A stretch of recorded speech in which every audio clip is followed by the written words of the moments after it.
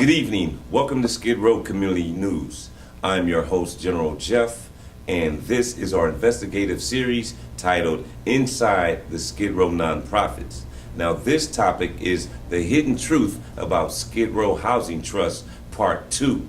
Now, in Part 1, we described that former tenants, current tenants, former employees, and current employees will all come forward to reveal their perspectives about their experiences in dealing with these Skid Row nonprofits. But because of overwhelming demand, we decided to bring our first guest back to share more detailed information about his personal struggle and legal fight with against this Skid Row nonprofit landlord. So with that, joining us is Jerome Rene Robinson. Thank you for joining us, Rene. You're welcome. Glad to be here. Wonderful. Now, we did part 1 in June of 2014. It's 4 months later.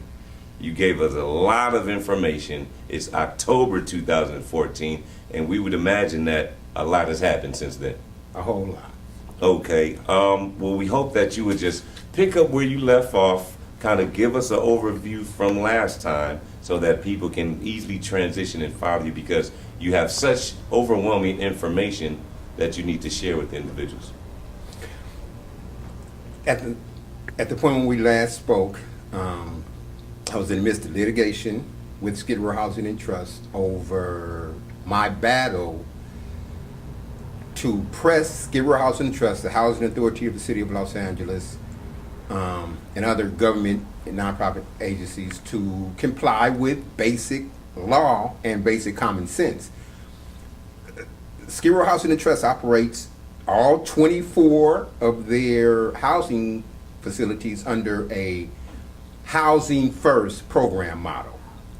The Housing First program model is predicated on the principle that housing is a fundamental right, and prohibitions against drug and alcohol abuse, mandates for participation in drug treatment, mental health care, and other issues are quote unquote barriers that prevent the homeless from qualifying for housing assistance. So Housing First moves aside those barriers and dictates that the tenant should be given low barrier access to permanent housing first, with no preconditions, and access to supportive services thereafter on a voluntary basis.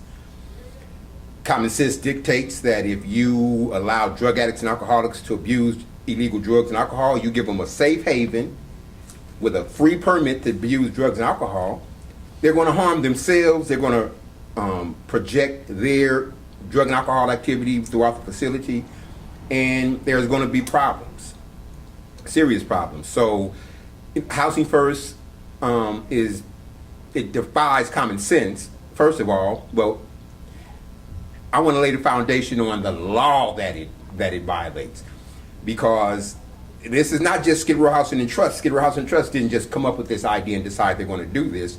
They can't do it with the regulatory agencies over them governing supportive housing facilities. And these are supportive housing facilities. They contract under a law called the McKinley-Vento Homeless Assistance Act, as amended in 2009 through the Homeless Emergency Assistance and Rapid Transition to Housing Act. So these are supportive housing facilities that are designed to enable drug addicts, alcoholics, people with mental disabilities, any disabilities, to live stable, productive lives, as opposed to, say, like Section 8 and other low-income programs where the primary basis is to help people move to where they want. Housing choice vouchers are what they're called. So you have a choice, and it's designed to break down segregation. Shelter Plus Care is designed not just to break down segregation and to give you a house, but to give you stable house. And so the motto is Shelter Plus Care, which intrinsically links housing and supportive services. And so we're beginning from a premise that we have a landlord who takes funding under the McKinney-Vento Homeless Assistance Act to operate Shelter Plus Care, and they actually reject keystone tenants of Shelter Plus Care for Housing First. And so we want to look at the law, what the law says, and then we want to look at what Shelter Plus Care says, and McKinley Vento says, and then we want to look at housing first, and then we want to look at what happened to me in my battle over housing first. And I want to emphasize, this time it's not just about Skid Row Housing Trust. The battle has escalated with the Housing Authority of the City of Los Angeles. That's very, very interesting. Let's get to it. So, with such overwhelming overview, where would you start? First, I want to begin with a case. This is in 2000, and the case is with the Oakland Housing Authority and a number of tenants who were evicted because family members in their homes were engaged in illegal drug activity. And the issue was, now this is not Shelter Plus Care. This is in a project. It's public housing that was actually managed by the Oakland Housing Authority. And in this case, the evictions were commenced against these tenants, not because they were abusing drugs and alcohol, but people and their family members were, and they were being evicted not only for drug activity on the facility, but some of them was caught off the facility. And so the Housing Authority was evicting them. They started the eviction in state court. These tenants grouped together and they filed a federal civil rights case in the district court for the Southern District of California. And the district court for the Southern District of California ruled that the regulations governing public housing, HUDs, or the U.S. Department of Housing and Urban Development, or HUD, their interpretation that it's okay to evict tenants who are quote-unquote innocent tenants who don't even have any knowledge of what's going on, that's an erroneous interpretation of the statutes. And so the district court barred the state court from evicting these tenants. And HUD and the Housing Authority appealed to the Ninth Circuit Court of Appeals. And so this is what the Ninth Circuit Court of Appeals said. First of all, they outlined, in exchange for monetary assistance for the construction and operation of low-income housing, local public housing authorities, or PHAs, agreed to abide by federal regulations promulgated by the U.S. Department of Housing and Urban Development. Here is a keystone provision that governs public and federally funded housing facilities. The federal government has a duty to provide public and other federally assisted low-income housing that is decent, safe, and free from illegal drugs, and that public and other federally assisted low-income housing in many areas suffers from rampant drug-related crime. So this is the Housing Act, and Congress found here we're going to deal with this rampant drug and alcohol abuse. We're going to deal with this crime because we're subsidizing these facilities, and we as a federal government, we have a duty to provide these facilities that are low income. Here's drug dealers are increasingly imposing. Who's saying this? This is Congress. This is a congressional finding from the Housing Act. Thank you. The Congress finds that drug dealers are increasingly imposing a reign of terror on public and other federally assisted low-income housing tenants. And I want to emphasize that throughout this case, although this is dealing with public housing, like projects, things that the housing authorities manage themselves, it repeatedly references other federally assisted programs. And so that's key. So you can't say this is just about public housing.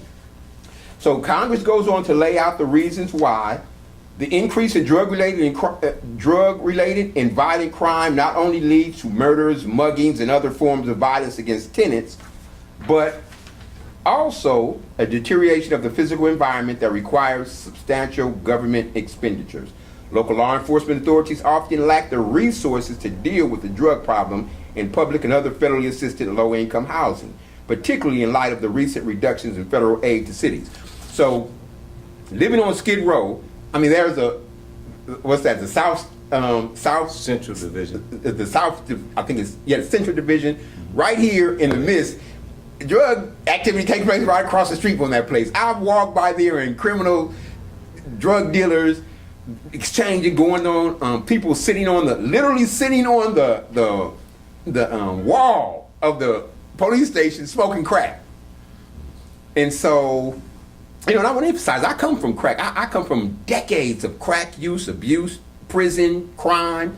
I'm 55 years old. I spent the majority of my adult life in prison on the cycle of drug and alcohol abuse. So don't get me wrong. I'm not, I don't look down on drug addicts. I'm a drug addict. I got coming up on 5.5 years clean and sober now, but I've been there. I know from experience, I had to go through some things for me to reach a point where I learned I can't live my life with drugs in my life. I can't live a stable, productive, honorable life with drugs in my life. And so I made a change. And what I'm saying is that what this is all about is not just me and my personal fight, but my brothers, my sisters, my community members, my neighbors. I've lived and watched them suffering. And that's what this is about. So now when you say that you can't have drugs in your life, do you mean as well as your environment? Well, that's the thing. I'm going to get to that because from my personal experience, when I was on drugs, if you were in contact with me, my drug conduct impacted you. And depending on the proximity between me and you would depend on the severity of the impact.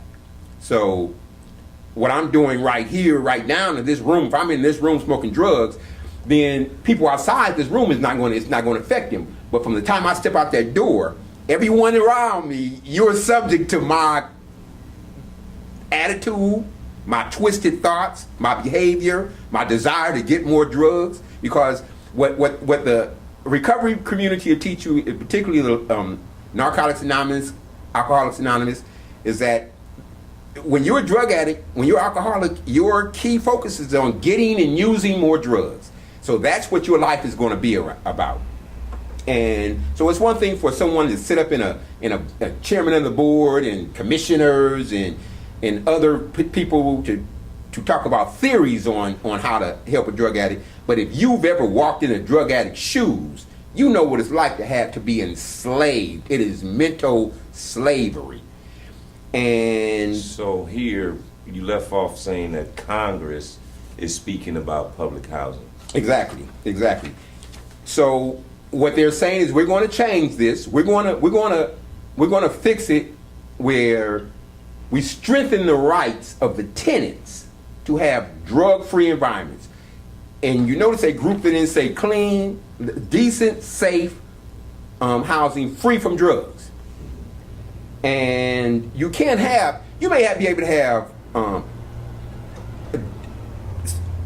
decent, safe housing that is, let me put it like this. If you got drugs, you're not going to have decent and safe housing because here's what the district attorney of Los Angeles County says about drugs. And what year was this? This is now. This is on their website. So you go on the Los Angeles County District Attorney's Office website right now, and you go to their narcotics page, and this is the first thing they say about drugs. Drug abuse damages all sectors of society. Drugs destroy individual lives, break families apart, and are very often the motivating factor behind crimes. So that's public policy in the County of Los Angeles. Now, what the District Attorney of Los Angeles doesn't necessarily dictate public policy for the United States or for some other state or county. But for the County of Los Angeles, this is what public policy says from those who prosecute crimes in California. So right there, that tells you any policy that says you can use drugs, it conflicts with this. And you have to answer for that. Getting back to this, though, there are the key things that this point that this case reaches is that HUD's regulation is absolutely correct. the law, because this is what the law says about the issue that they were dealing with. It specifically says if a household, a head of household, or any member of the head of household is engaged in illegal drug activity on or off the facility, they are subject to eviction. That is exactly what the law says. And that law is under the Quality Housing and Working Responsibilities Act. And what the Quality Housing and Working Responsibilities Act says is this. Pursuant to this section, public housing authorities or owners of property shall establish standards that prohibit admission to the program or admission to federally assisted housing for any household with a member, A, who the public housing agency or owner determines is illegal using a controlled substance, or B, with respect to whom the public housing agency or owner determines that it has reasonable cause to believe that such household members' illegal use or pattern of illegal use of a controlled substance may interfere with the health, safety, or right to peaceful enjoyment of the premises by other tenants. Now that deals with applicants and pre-existing tenants. So you must establish policies where if the applicant is engaged in any drug use, any illegal drug use, or reasonably believed to be engaged in drug use, they must be excluded. And let me just jump in for a moment, because I want to make clear, because all of this, the language used in the information you've provided thus far is speaking specifically to public housing. Now, how does public housing equate to permanent supportive housing, which is the structure that is currently in Skid Row? Well, this is not just public housing. Now, this case is about public housing, but like I told you, the foundational law is directed towards public and other federally assisted housing. So the Quality Housing Working Responsibility Act does not just deal with public housing. It deals with federally assisted housing. Period. And that's what the Housing Act deals with. Sure. And now we'll get into the Fair Housing Act later. This is just the Housing Act. Okay. And this is what I read earlier, where Congress found that, and if you look at any active Congress, whether it's the United States Congress, whether it's the California legislature, they're going to begin with findings. Mm-hmm. They're going to begin with findings, and they're going to begin with purposes. This is the findings, and these are the purposes. That lays down the basic framework. And then it is up to the executive agency charged with responsibility over that area to lay out the implementing regulations. So in the housing context, it's HUD. HUD is constitutionally charged with developing the implementing regulations for any act of Congress that deals with housing issues. So Congress passes the act, and then, so there's the act, and then there are the federal code of regulations. Mm-hmm. And so the federal code of regulation consistent with this is 57.6b. Well, that's, and that will deal with, there's just a lot. I didn't get a chance to highlight everything, so I have to, some things you have to take my word for it, is here, and I'll paraphrase. But there are several sections, for instance, right here, where, and by the way, this is a memo. I want to get to this later, but this is a memorandum that issued from HUD, legal counsel, that went to the question of whether or not, it's January 20th, 2011. And what this is a legal memorandum, and what it deals is asks the question whether or not a tenant in a federally assisted housing program can obtain a disability accommodation that permits them to use medical marijuana in a federally assisted program. Okay? And what this memo, the bottom line is no. Because even though medical marijuana, and I hate the term of that, but even though, medical marijuana is legal in California and like 18 other states and the District of Columbia, it's still illegal under the Federal Controlled Substances Act. And that's what governs what is illegal under federal law. California has a corollary Controlled Substances Act, but the Federal Controlled Substances Act governs national public policy. And under the Federal Controlled Substances Act, marijuana is a Schedule I drug. And there's 5 schedules. Marijuana is Schedule 1. Schedule 1 drugs, Congress specifically finds Schedule 1 drugs have no medicinal value. They are addictive, have a high potential for abuse, and so they are outlawed, period. With a very narrow exception, they can be used for legitimate, brief, legitimate experiments. Well, let me ask you this: based on your tenure living in Skid Row, is it quite often, or have there been any occurrences of you experiencing residents smoking marijuana in their units? Of course, I wish I would have brought. I have a video recording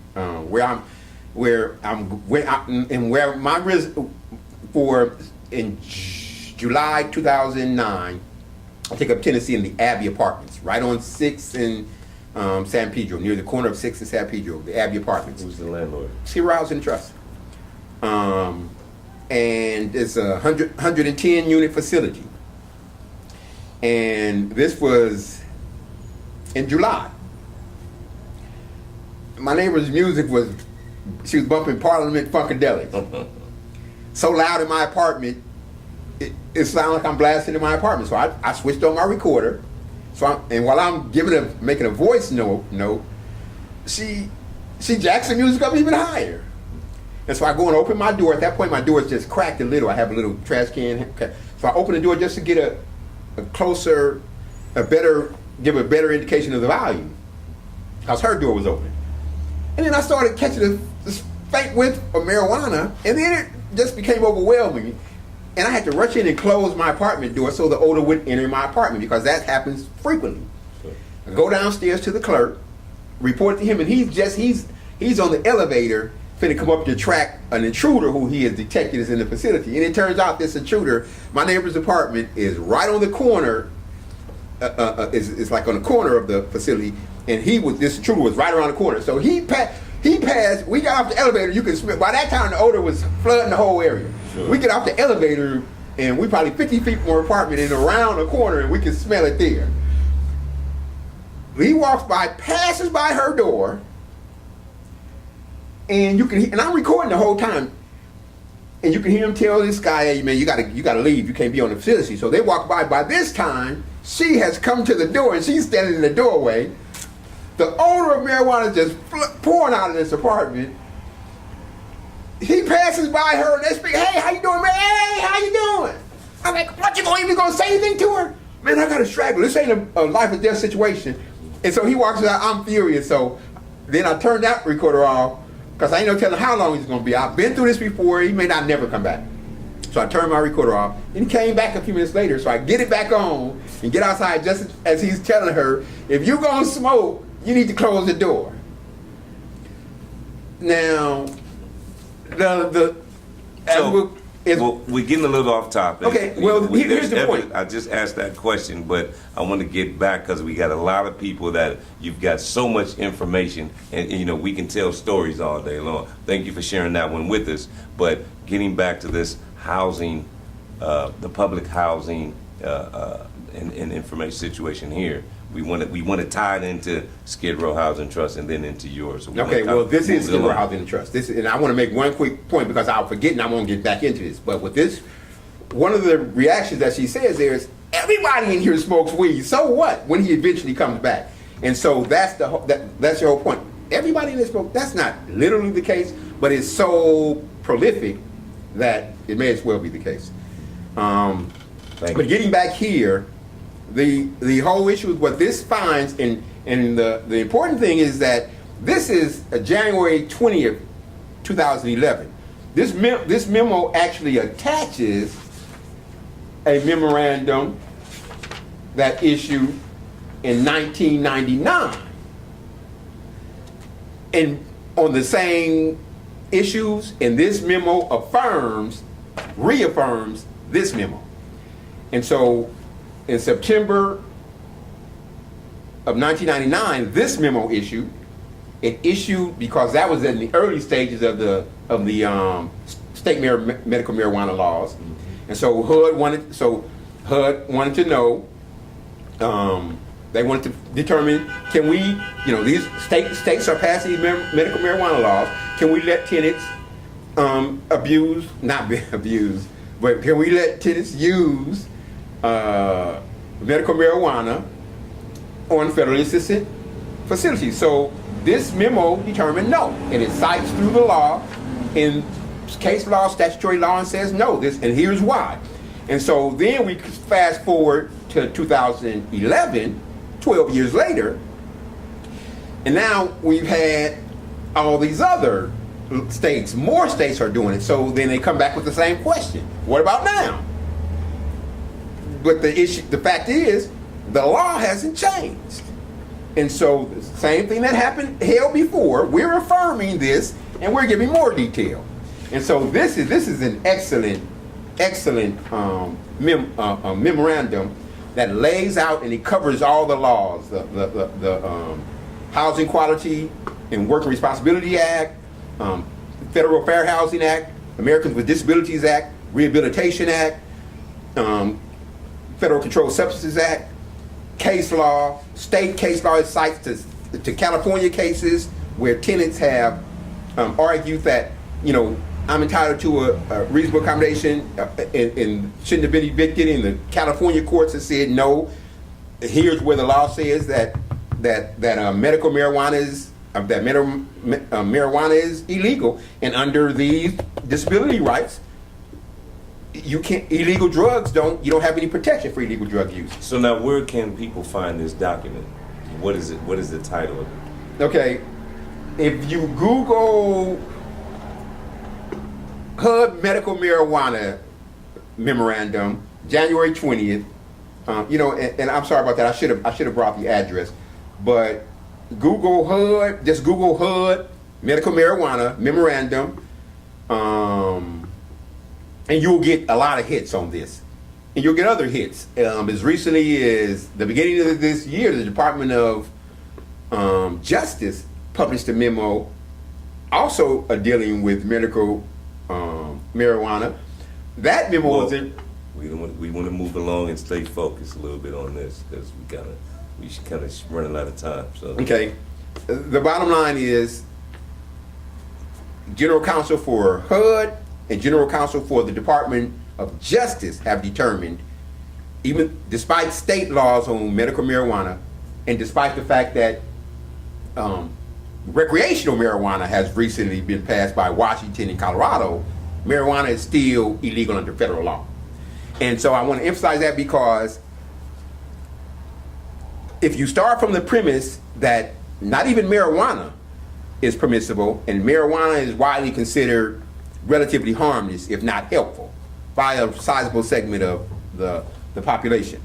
So if you start from the premise that, one, even marijuana remains illegal, and two, even medical marijuana may not be used on a federally assisted facility, then from that premise, you have to make an astronomical leap to the position that you can operate a federally assisted housing facility where the tenant may use any drug they choose, literally without precondition. When it comes to drugs, when it comes to treatment, without precondition. You cannot tell a tenant the tenant can't use drugs. You cannot tell a tenant the tenant has to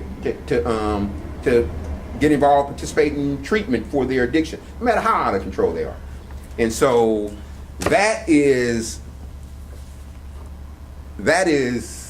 where we begin. But getting back to this case, I want to close this out. But this case, the bottom line is the Ninth Circuit reversed the district court. This is the Oakland case. The Ninth Circuit reversed. The Ninth Circuit determined that the language is plain and unambiguous. That the language specifically says that, and it deals with 2-1. Not just, this is not dealing with the statute on admissions. This is dealing with the statutes on where the law says that HUD has to, not HUD, and this is, the law says this, and then HUD's implementing regulations say this, that you have to promulgate leases that authorize or subject the tenant to eviction if the tenant or the head of household or any member or guest is involved in any illegal drug activity on or off the facility. In one of these cases, the head plaintiff, Rucker, says here, Rucker's daughter was found in possession of cocaine and drug paraphernalia 3 blocks from the Rucker's apartment. Okay, so they're arguing, hey, here, how can you hold me responsible if my daughter was caught 3 blocks away with crack cocaine? How can you hold me responsible for this? Yeah, but what the court found was that this was consistent with Congress's intent to rid these facilities of drugs. And the explicit language says this is the condition, on or off the facility. Head of household, guest, family member, on or off the facility. And what the court found was that if you allow the head of household the leeway to say, I didn't know, I was ignorant, and then it's a disincentive for that head of household to exercise responsibility over the house. So the head of household, him or herself, may abstain from using drugs, and then they may just turn a blind eye to their family members and guests. So I'm not going to use drugs, but you can come on in here and you can use them, whatever, and then if you get caught, I'll just say I didn't know. And so the court found it's consistent with other provisions of responsibility in contract law. You sign a contract, you make this promise, you have to do it. And I don't have this part. This case is a lot longer, but HUD actually argues in there, a promise is a promise. The tenant signs a lease agreeing to this. So the issue isn't whether or not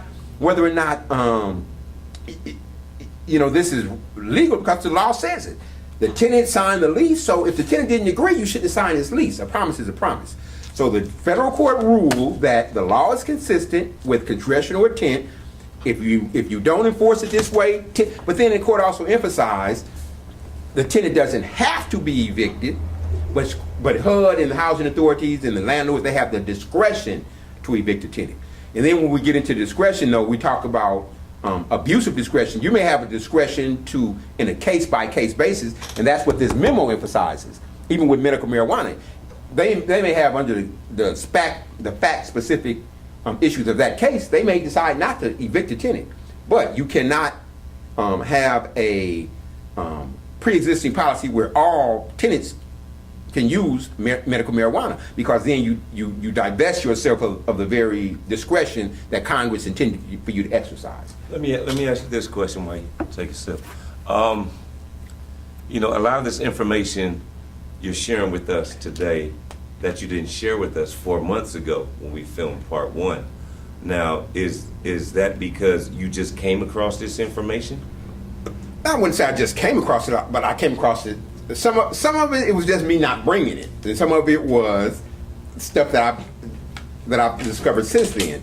And when you're in a battle, and it's like you throw. I brought plenty last time where it wasn't even a close call.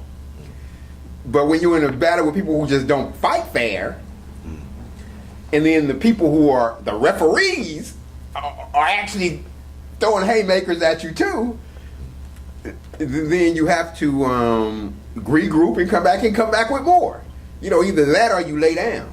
You know, and I don't lay down. I don't quit. So knowing, as long as you've been in Skid Row, and knowing the comprehension levels and the capabilities and the resources that are provided to, you know, a just typical Skid Row resident, are they capable of fighting up against this type of onslaught? Well, no, and that's one of the things that drives me because, you know, I'm majoring in paralegal studies. I've been majoring in paralegal studies. I'm student at the Los Angeles City College Paralegal Studies program. I enrolled in spring of 2010. I putatively graduated this past June, and I say putatively because actually I still need to complete one class, and so they invited me to participate in this graduation ceremony because you know, better to let me graduate now and get that class out of the way later than make me wait another year and graduate with the class of 2015.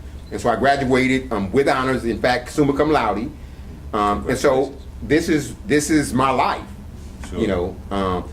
And one of the things that drives me is that if it's me, if you do this to me, if you battle me like this, and I have some knowledge of the law, and I've been litigating cases, I represented myself in the three strikes cases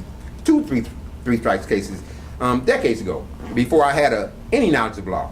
So what about the average person here on the Skid Row, Right. who has no education or little education, if any, and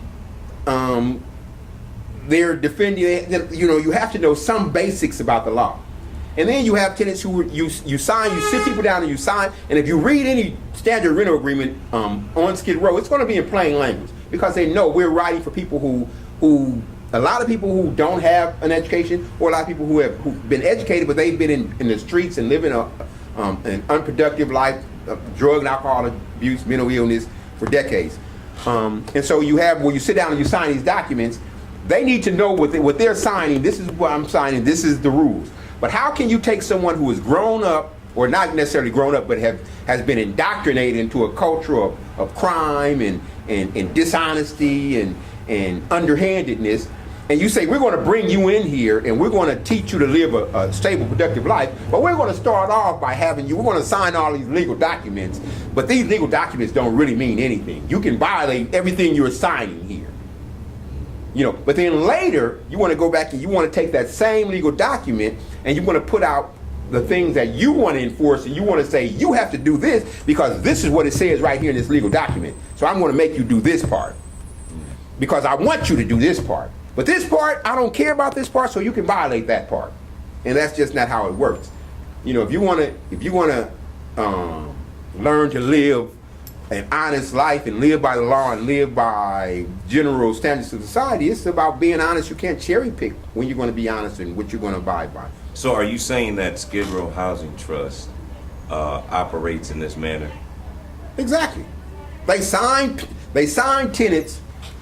They signed tenants to Shelter Plus. I didn't bring the lease, but they signed tenants. Skid Row Housing Trust signs tenants to Shelter Plus Care rental agreements. Matter of fact, they sign. I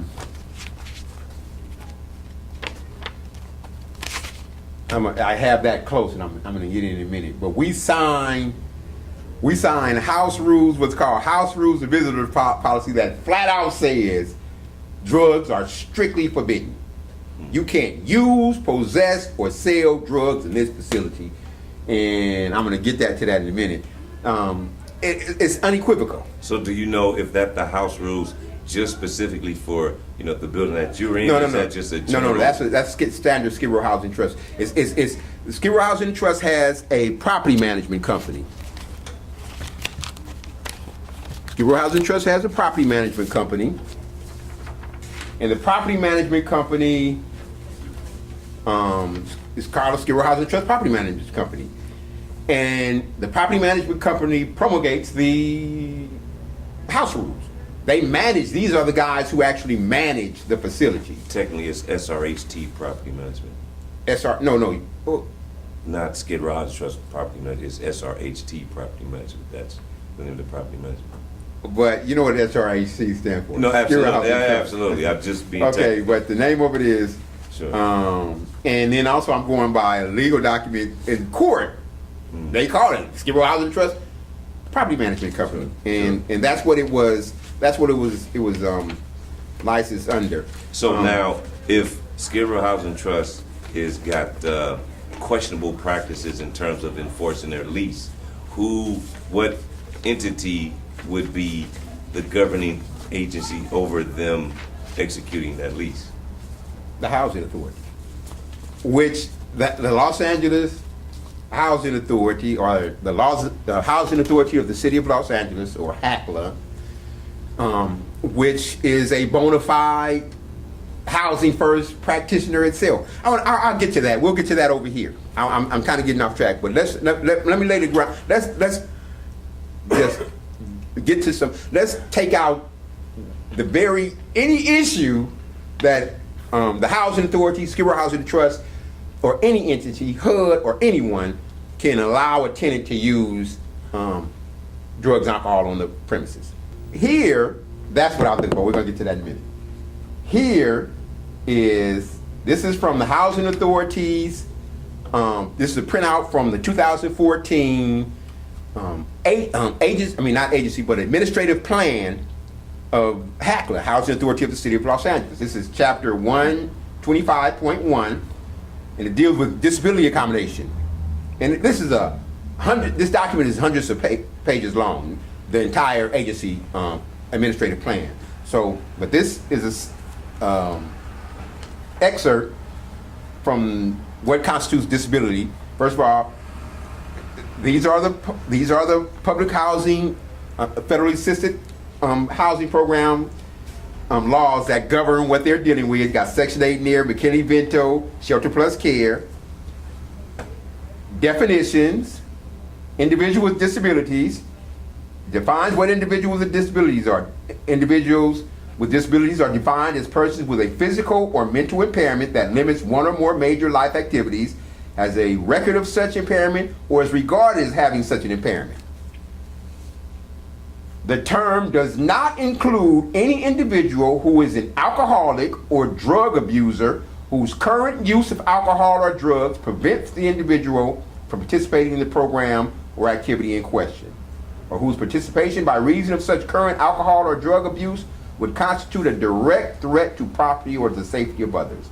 So they're distinguishing here between persons with disabilities, and that includes drug and alcohol addiction, but they're saying if you're actively involved in drug and alcohol abuse, then the term person with disabilities doesn't apply to you. Then we go here, and here is the clincher. Disallowed accommodations. The following accommodations are prohibited per federal regulations. Medical marijuana. HUD has determined that the use of medical marijuana as allowed by state law is disqualified for protection under the Americans with Disabilities Act and Section 504 of the Rehabilitation Act. As such, any request for reasonable accommodation approving the use of medical marijuana will be denied. Okay? This is the Housing Authority's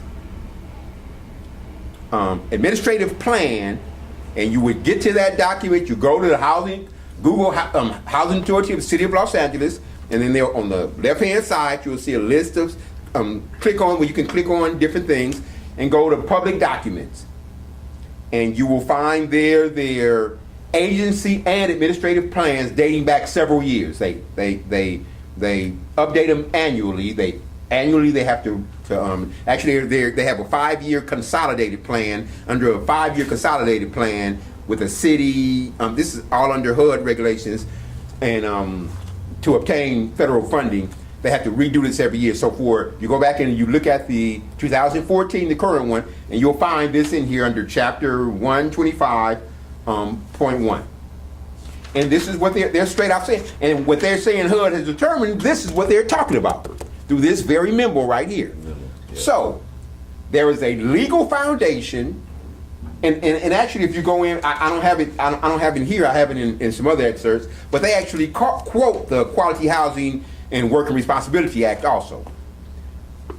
So and they quote that when they're dealing with terminations and admissions.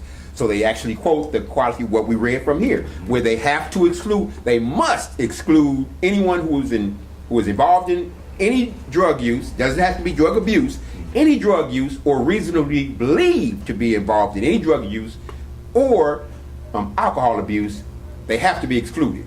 And then the lease has to subject them to termination if they're involved in any drug use once they become a tenant. Let me ask you this. Is it possible that both Skid Row Housing Trust and SRHT Property Management, combine them together, break them apart?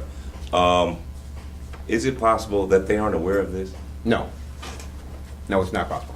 So I will get to that in a minute. Here is this is the HRST or Skid Row Housing Trust rental hotel rules, residential hotel rules and guest visit/visitor policy. This is from 2009 when I came in. Now they have it's housing or house rules. It's not called hotel, but apartment has residential apartment. So this is from back when everything was like the St. George and the different hotels. Then they started building their own apartments. So, but this applies to their apartments. Here's what this says. Number 10, drugs. The possession, sale, or use of illegal drugs is strictly forbidden within the residential facility. Management will cooperate fully with law enforcement authorities to assist them to arrest any person possessing, selling, or using illegal drugs in or around the residential facility. Drug-related behavior that disturbs the peaceful, quiet enjoyment of the tenants living in the building cannot be tolerated and will result in eviction. Now that is unequivocal language. Sure. Unequivocal. So therefore, any policy or practice that permits drug use, by their own admission, violates the house rules, violate HUD, Hackler regulations, violate HUD regulations, and violate the law, federal law. Case law, affirmed right here in this case, in the underlying Housing Act that this case centers on. So, in a question, in part one of our investigative series, there was an extensive discussion about harm reduction versus housing first, and that resonated more with our viewers than anything else. Okay. And so, isn't it these same entities that created harm reduction? Well, actually, harm reduction was not harm reduction. Those are actually two different things. Housing first is one concept, right? And then harm reduction is another. Housing first deals strictly with housing. Harm reduction is a concept that has a lot of a variety of applications. Prostitution in Nevada, legalized prostitution, that was considered a harm reduction measure. That this one state considered this and said, we'll accept this. All 49 other states said no. But Nevada determined, we believe that it's better, prostitution is going to take place, so we may as well let it take place, legalize it, and regulate it.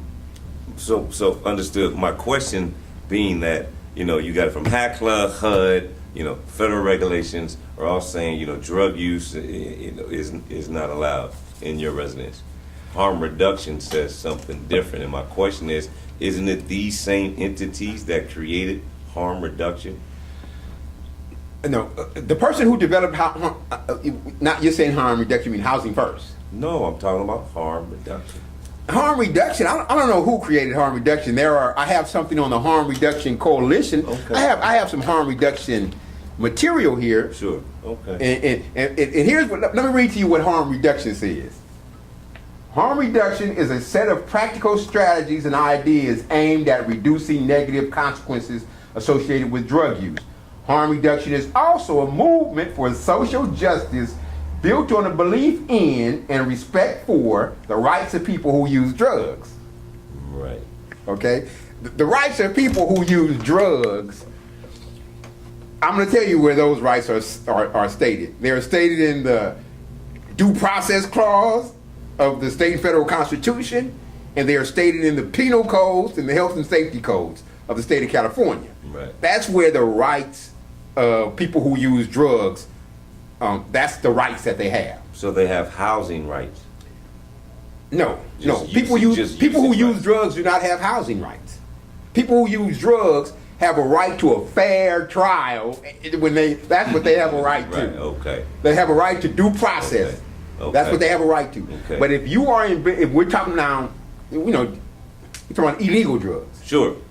If you're involved in illegal drugs, you don't have any rights except the right to, when you caught with it, when you're caught using, selling, or possessing illegal drugs, your rights are due process. Under the state and federal constitution and laws, you are entitled to due process. So the reason why I was leading in with the harm reduction question was because I'm trying to find out if there's some type of loophole within all of this information that you've laid out, that while it says that drug usage is illegal, well, maybe under the premise of a housing model, maybe it's somehow allowed. Okay, we closed that loophole. That loophole was closed. No, right absolutely, here. absolutely. But I just wanted to, for our viewers. No. There is no loophole. Because you mentioned, harm reduction in housing first in our previous video, as I just said, and moments ago, and so I'm just clarifying to make sure that everybody is fully understanding what we're saying. Yeah. So let's make this crystal clear.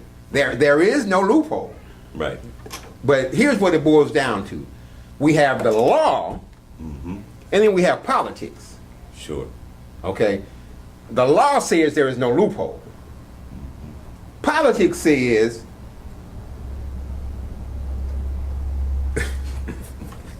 the law don't matter. The politics says not only is there a loophole, this is the status quo. So coming from a law enforcement standpoint, do they uphold the law, or do they roll with the policy, the politics involved? As it specifically relates to Skid Row. Okay. In your perspective. I'm going to say something. I'm going to share something in this. To me, it's tragic. But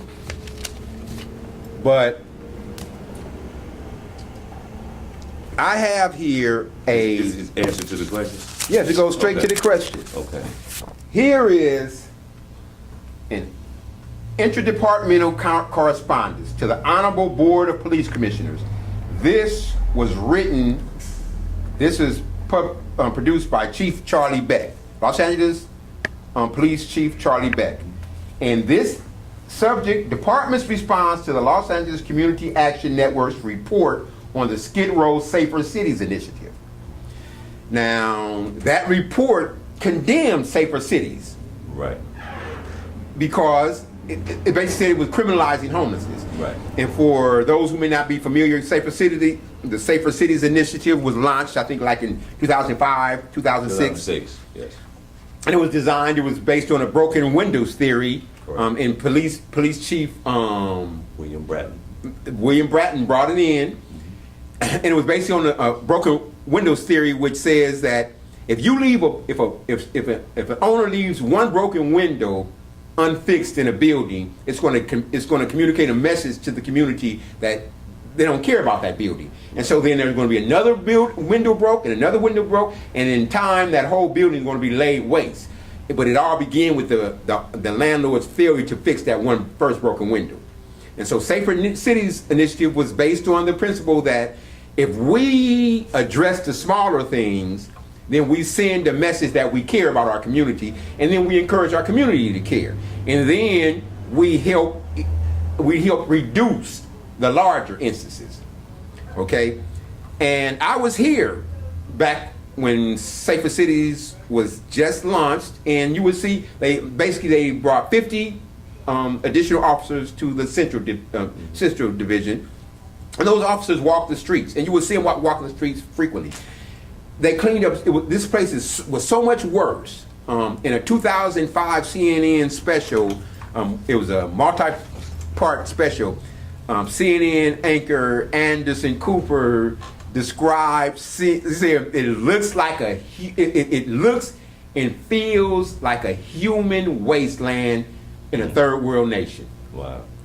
Skid Row looks and feels like a wasteland from a third world nation. And Charlie Beck actually refers to that quotation in here. And so he starts off by saying how bad Skid Row was before Safer Cities. He then lays out the allegations against Safer Cities by the Community Action Network. And then he shows the statistics and what happened with Safer Cities. And he basically makes the argument, what they saying is just not right. This is what we set out to do, and this is what we're doing. And they're complaining because we're doing what we said we were going to do. Okay? That was in 2011. You fast. So just to be clear, Safer Cities Initiative, we know that they were extensive in making arrests on the sidewalks. Was it really known that they made arrests going into buildings such as those owned by Skid Row Housing Trust? No. That wasn't their goal. Their goal was to clean up the streets. So Safer Cities wasn't particularly designed to address what was going on inside apartments, because if the structure works correctly, and the leases and things, stuff like this, with the landlord is doing, if HUD is, let's start here, if HUD is doing what it's argued it has a right to do here, if HACLA is doing what it argues in its administrative procedures, what it's supposed to do, and if Skid Row Housing and Trust abides by what it says here, then the only time police officers have to come to an apartment building of Skid Row Housing and Trust is when they're called because illegal drug use is going on. So they have landlords and they have the housing authority monitoring what's going on there. And so they're concerned. They can't possibly monitor what's going on in all of these buildings. That's not their job. But they can monitor what's going on out in the streets. Sure. And so what Safer Cities was designed was to produce an infusion of officers on the streets of Skid Row with eyes and feet to walk these streets and see what's going on and help clean up. And then they did a lot of other things, bringing in sanitation, cleaning up streets. They did a lot. And it improved the environment of Skid Row. What it basically boils down to is a public relations campaign.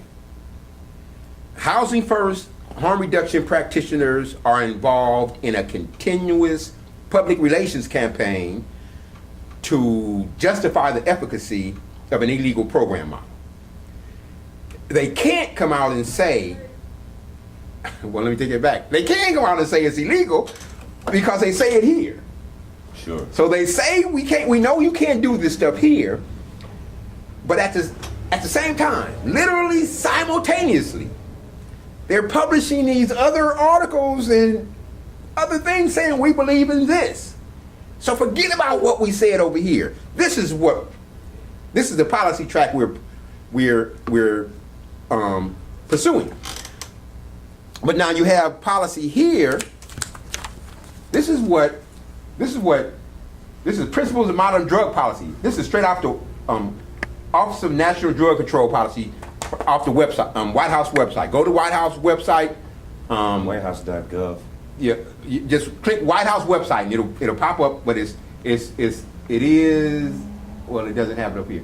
But whitehouse.gov, click whitehouse.club, White House website, you'll get to White House, and then you click around, but you'll find Office of National Drug Control Policy. Or if you just Google Principles of Modern Drug Policy, you should get this. And these are 10 principles, and I want to point out National Drug Control Strategy is a signature initiative of the president. Okay, we're going to talk about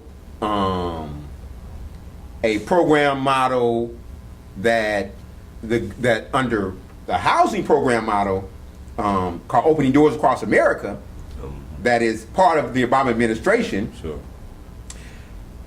that's promulgated by the United States Interagency Council on Homelessness.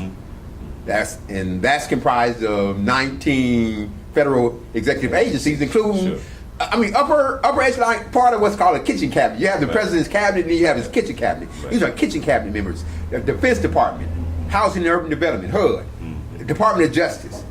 So the United States Interagency Council is comprised of 19 federal executive agencies, Office of Management and Budget, Social Security. That's their initiative. And they promulgated that as directed by Congress under McKinley-Vento Homeless Assistance Act.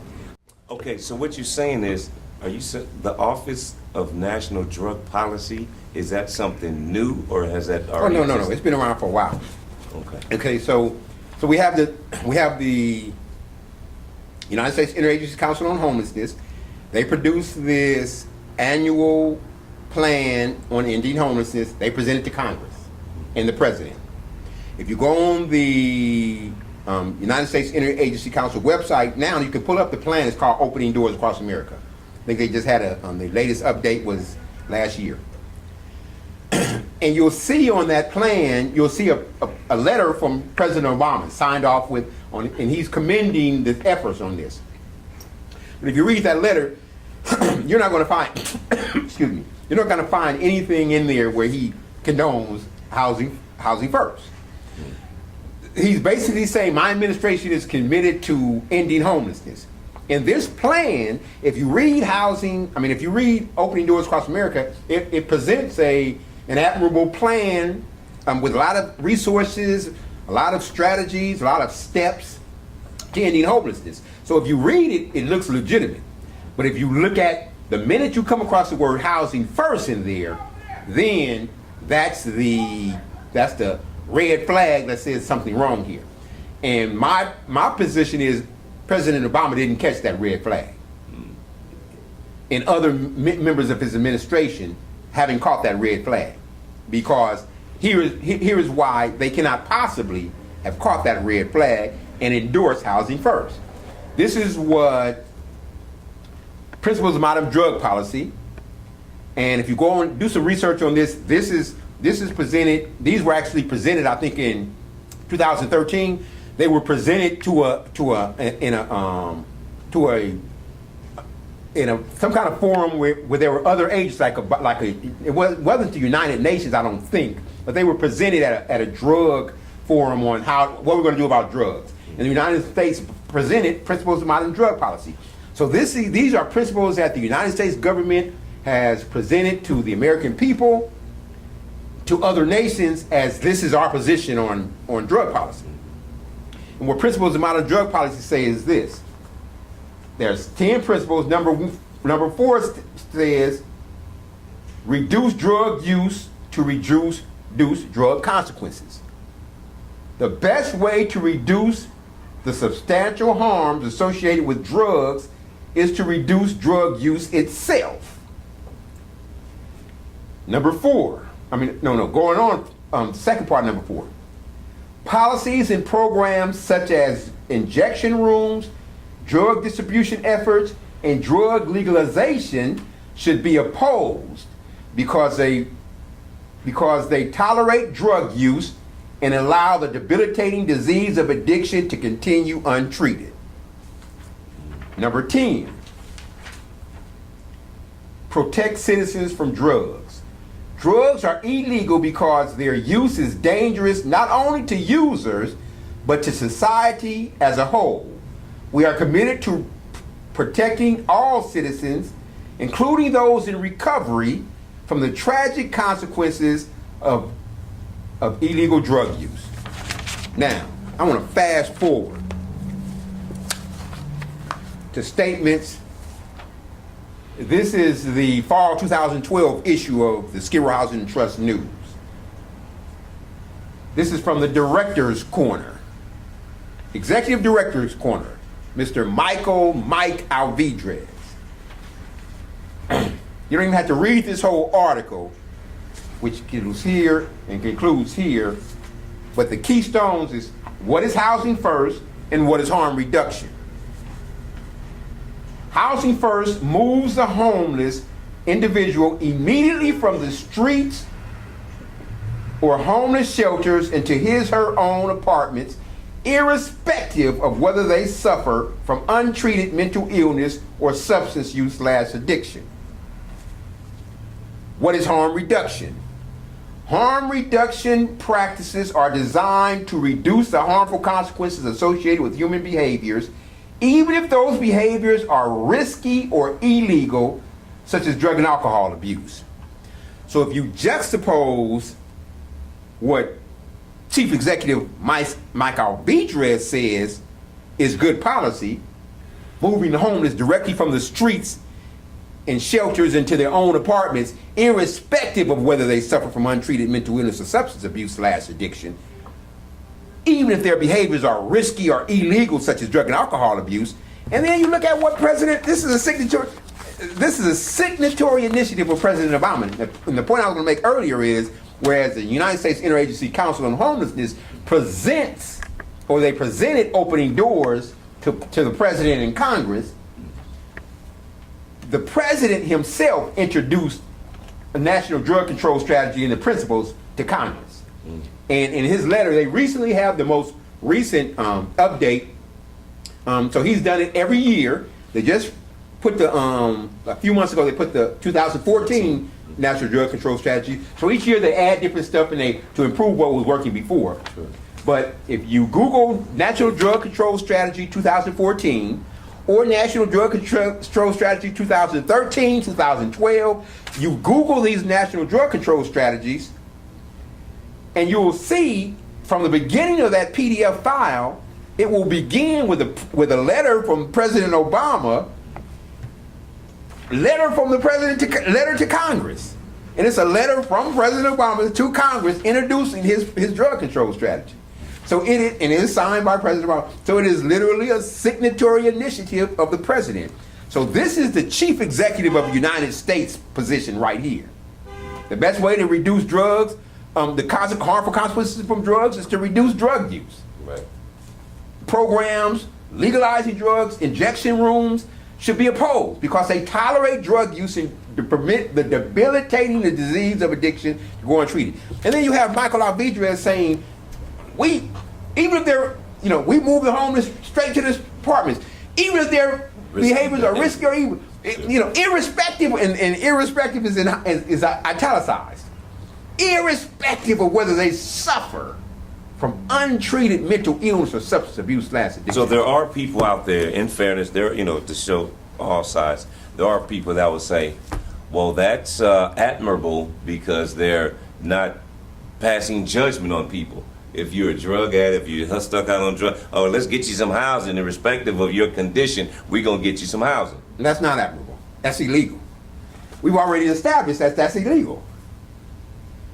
But if you're going to operate, first of all, let's put it like this. It's not admirable. It's illegal. Let's put it like this. Let's put it like this. First of all, if you really believe this, and you believe what you're doing is right, don't sit me down and sign me to a contract saying otherwise. Don't have me sign, and I can show you on the page where this was signed, me and Skid Row Housing and Trust, I may not have the signature, let me see if I take, me and the property management, we signed this document. Eunice Dillard, Jerome Robinson, we signed these documents. So this was not just a rule that they issue when you pass it through the door and they hand you this and you go on about your business. You don't know what, you gotta read this and you gotta sign it.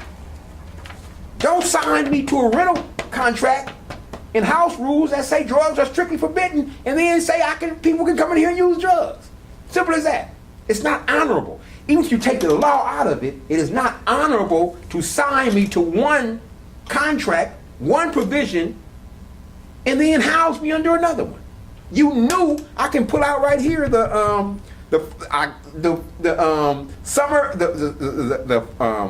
summer 2009 issue of the Trust News, where Skid Row Housing and Trust is crowing that they were honored This was policy update. Los Angeles business community embraces ending homelessness. This was a business forum, business leaders forum on ending homelessness. Supportive housing, permanent supportive housing, and housing first programs are demonstrating concrete results, reducing homelessness in these diverse cities across the country. The Trust was honored to be asked to share our experience of implementing these strategies locally at the forum. So this is a national forum. You got organizations from all over, about 100 organizations, many of them from Los Angeles County, but some of them from Washington, from New York. So this is a national forum on business leaders. We're going to end homelessness, and that's honorable. Business leaders want to end homelessness. Sure. We don't want to just make money. We want to end homelessness. It's good corporate policy. Let's be good corporate citizens. We're going to help end homelessness. That's impeccably honorable. But how are you going to go about doing it? When you bring housing first into it, Right. you cannot do an honorable thing illegally. Now, there are some circumstances where a moral imperative requires you to break the law. Slavery, once upon a time, was legal. Abortions, once upon a time, were illegal. And to an extent, they still are. Sure. And people violate these laws on grounds of moral imperative. There was a case where the Supreme Court, I gotta think of the country, but I mean the state, but the Supreme Court refused to abide by the Fugitive Slave Act. So is it safe to say that they're using that same moral mindset to end homelessness? Yeah, but here's the difference though. Law says slavery is legal, but it's immoral to enslave another race. So I'm gonna oppose that law. That's what the civil rights movement was all about. Moving beyond slavery to the Jim Crow discretionist era. It was about violating segregation laws that were legal but were immoral. And so moral imperative drove people, blacks, whites, people of all colors, to oppose these laws. And through the peaceful resistance of these laws, that's what the sit-ins and all those things were about. We're going to resist this. This is the law, so I'm going to sit right here, and your law says I'm not going anywhere. Arrest me, Right. okay? That's not what Housing First practitioners are doing. They don't stand up and say, we believe this is a moral imperative, and we know we're violating the law. We're going to do it and handle your business. Sure. They're not doing that. They're abiding by the law. They're claiming that they're abiding by the law. Right. They're accepting all this. It is a meticulously constructed fraud that literally numbers in the billions. Sure. At this very moment, the HUD is promulgating a notice of funding availability. NOFA. It was actually put out almost a year ago. They're distributing the funds now.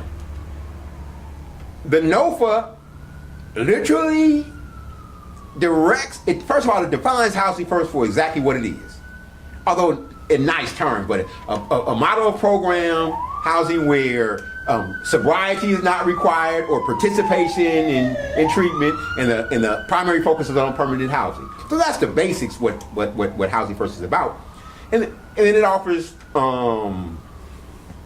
bonus points because this is a bidding process. So you got to meet these bidding qualifications, and we're going to balance all these applications. And these are not just one agencies; it's a continuum of care. So you have there's a continuum of care for the Los Angeles continuum of care. There's a continuum of care for other counties, other states, and so we have these continuum of care funding processes where all these housing supportive services, private government agencies get together. They put together this collaborative application, and then the housing authority, the Los Angeles Homeless Services Authority, is the official applicant for the Los Angeles continuum of care. Here's what LAHSA, the Los Angeles Homeless Services Authority. Vision, guiding principles, and funding priorities. Now, if you go on the LAHSA website right now, you will see and click on their continuum of care page. and you go to the continuum of care, and you will see this. You'll see a lot of links down at the bottom. They're hyperlinks where you click on them and they go to different places. You click on this one, and down there they have their continuum of care application. You click on there and you'll see the PDF links. They also have guiding principles. Here's what they're guiding principle. Guiding principle number 2. Every agency knows, embraces, and practices housing first, harm reduction, progressive engagement, and rapid rehousing approaches defined by best practices. Okay, so this is in the Los Angeles LASA, Los Angeles Homeless Service Authority, or LASA. This is a joint powers authority of the city and county of Los Angeles. So LASA, it has a board of commissioners appointed by the Los Angeles County Board of Supervisors, and it has a board of commissioners that is appointed by the mayor. So the LASA board of commissioners are composed of county appointees and city appointees, and they're a joint part, and they make the decisions. Elise Buick. She's also the chief executive of United Way of Greater Los Angeles. She is a LASA city appointed commissioner, appointed by Mayor Antonio Villaraigosa. She is also one of the leaders of the task force of Home for Good that currently promulgates the so-called action plan to end chronic and veteran homelessness by 2016. Right. Which includes as strategy number 3, shift to a housing first system. And this was now Buick helped. Wow, this is so crazy. First of all, in the article, this article here, this was in summer of 2009. The update on Skid Row Housing Trust. the company newsletter. The forum, and this is on the Business Leaders to Ending Forum, Ending Homelessness Forum. So you have where Skid Row Housing Trust was honored to share its experience implementing the Housing First model. Then you have around here where Aaron Buick is saying the trust was instrumental in initiating this exciting new partnership between United Way and the LA Area Chamber of Commerce to cultivate business champions on this most critical issue. We applaud their leadership in not only providing critical housing and services, but also in partnering with United Way to build the public will it will take to end homelessness in Los Angeles County. So Skid Row Housing and Trust played a key role in bringing United Way of Los Angeles and United LA Chamber of Commerce, bringing them together. And so then you fast forward, and this is in 2009, summer 2009, and by the way, I signed my Skid Row Housing Trust rental agreement in July of 2009. So this is contemporary. At the time they signed me to a Shelter Plus Care rental agreement, at the very time that they signed me to a house rule saying drugs are strictly forbidden, they were promulgating, they were honored to share their experience implementing the Housing First model. You go all the way back to 2003, they were implementing Housing First through the Skid Row Collaborative back in 2003. I wish I had time to get in there. I want to see what people were died in the Skid Row Collaborative. People who died in the Skid Row Collaborative, their first Housing First project, people died in HUD, which funded it, United States Interagency Council on Homelessness. They were in a panic. I have a document on that. Where they're saying that HUD was they almost pulled the plug on on the Skid Row Collaborative when people started dying. And then also in Project 50, people died. That was to save the lives of people, the 50 people most likely to die on Skid Row. Right. But if you read Project 50, here's a small part of the report on Project 50. They commend, this is published by the Los Angeles County Board. They were talking about what a great job and what savings Project 50 produced. But you will find, if you look hard enough, you will find it in a footnote where they talk about, I think it was 7 people died. 4 or 7, I don't want to be inaccurate. But People died in this program that was designed to save people's lives, but it's noted in a footnote. Wow. You know, so this is. So as a matter of clarification, I do want to say this one thing. You mentioned LASA. When we did part 1 of this video series, soon thereafter, less than 30 days, their executive director, Mike Arnold, announced that he was going to step down at the end of this year. Now, I'm not going to say that some of this information that we put out on this video had anything to do with that, but I thought that was kind of ironic. Yeah, no. If that had anything to do with it, then that would be some policy changes. So, since there were no policy changes, and I don't think I even got into that, we were mostly targeted on Skid Row. But believe me, when some impact from these videos finally reached the political establishment, there are going to be some changes. As long as the same thing is going on, then the impact hasn't happened. And to be perfectly honest,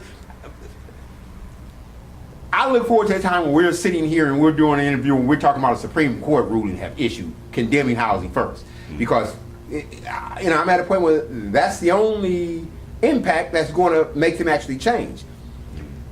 I want to get back on track on something. So we've already established that that Skid Row Housing Trust played a key role in bringing United Way and LA Chamber of Commerce together. Home for Good. Now, Home for Good, the task force that is leading Home for Good, and by the way, the task force was formed here. The Chamber of Commerce and United Way will create a task force of business leaders from across the country to look at the best practices that have achieved these results helping the homeless, and to make recommendations to Los Angeles on how to change these. So from this conference, they developed a task force. The Los Angeles Business Leaders Task Force on Homelessness. Yes. That task force now spearheads Home for Good. Home for Good. Mm-hmm. Elise Buick, Gary Tobin. So this is Buick and her chief lieutenant, and this is this is Buick and her chief lieutenant, and this is Gary Tobin and his chief lieutenant. So these chief executives from private agencies and LA Chamber of Commerce, they exist to promote their businesses. It's a business organization of businesses that exist. We're going to get together and we're going to promote the interest of business. I commend them on desiring to end homelessness, but their fundamental purpose for existing is to make money. Sure. And United Way LA, it's a charitable organization. Generally has a pretty good reputation.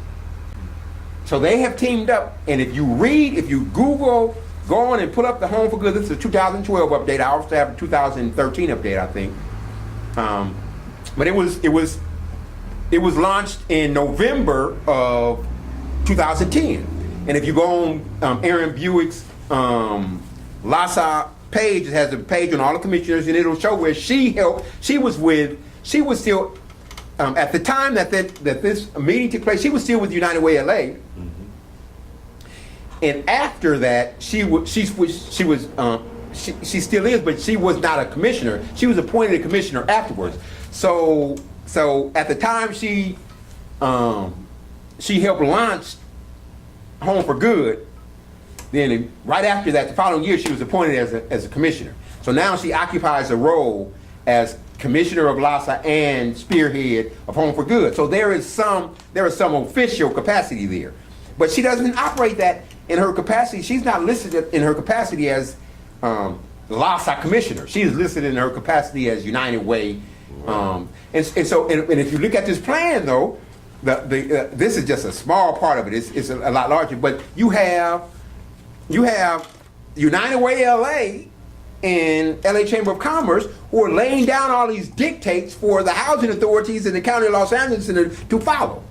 Do this, do this, do this, do this. They're literally setting targets and goals.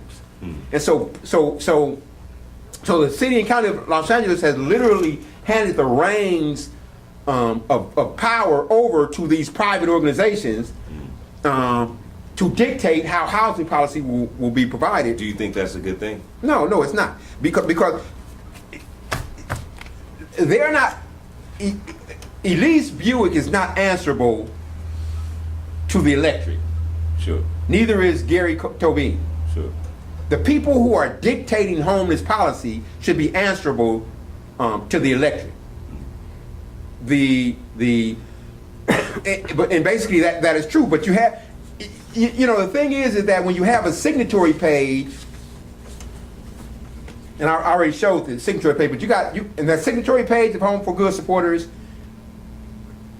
Board of You got it back there. Board of Supervisor Mark Whitney Thomas, Zev Zierslowski. He is a diehard Home for Good advocate. Housing. Housing First advocate. And Home for Good. Go to his blog, Zev's blog. He has on there. In fact, that's one thing I don't have. It's probably buried in my other stuff. But on Zierslowski's website, he's arguing the efficacy of Housing First. He's responding directly to detractors.